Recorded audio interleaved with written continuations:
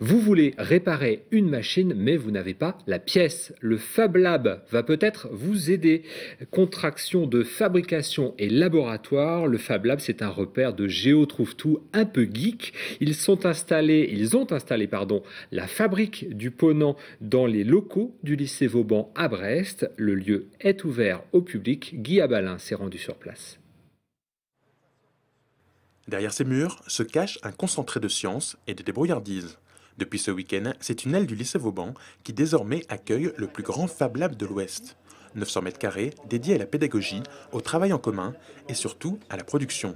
Car les Fab Labs, contractions de fabrication et laboratoire, ont été pensés au départ comme un lieu où chaque passionné de sciences et de technique peut venir donner forme à l'objet qu'il a imaginé. Un Fab Lab sert à fabriquer des pièces qu'on peut normalement fabriquer qu'en industrie avec des machines un peu spécifiques. On donne accès à ce genre de machines, des petits modèles, mais on donne accès à tout le monde.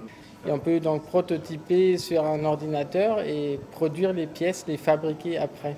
Créer des objets et fabriquer les outils pour créer ces objets, c'est l'essence même des Fab Labs. Stéphane fait partie des entrepreneurs qui ont choisi d'installer leur bureau de recherche au sein des fabriques du Ponant. Spécialisé dans le pilotage de machines numériques, il a d'ailleurs construit plusieurs de ses imprimantes 3D. L'un des outils phares du Fab Lab brestois. Le principe, c'est qu'on vient fondre un bout de plastique et couche par couche, on vient par superposition rajouter la matière pour obtenir une forme dure et solide, obtenant un objet finalisé. Je pense que les applications des impressions 3D vont être beaucoup plus larges qu'on ne le sait aujourd'hui.